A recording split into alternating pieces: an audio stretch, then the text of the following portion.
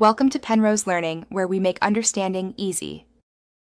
You start by confirming prerequisites.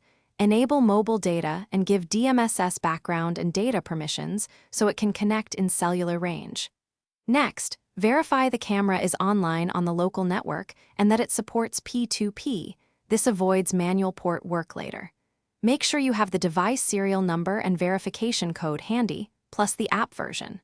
Once done, open DMSS and sign into the same account used for the camera, so the next steps pair immediately. You now focus on in-app and network configuration. Add the camera via SN or QR in DMSS under P2P. This bypasses complex port rules. Then enable cellular streaming or mobile network mode inside the device settings and select a lower bitrate or substream to ensure stable video over limited bandwidth. If P2P doesn't connect, inspect router UPnP and NAT type. Temporarily enabling UPnP or placing the camera in a DMZ. You finish by rebooting both the camera and your phone, then force close and relaunch DMSS to clear transient errors. This often resolves handshake failures.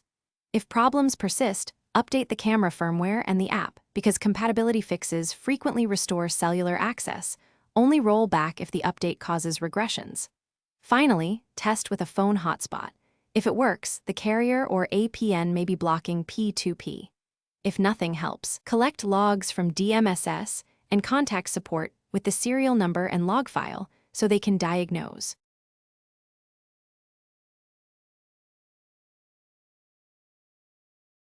Thanks for watching. If this was helpful, leave a like and consider subscribing. See you next time.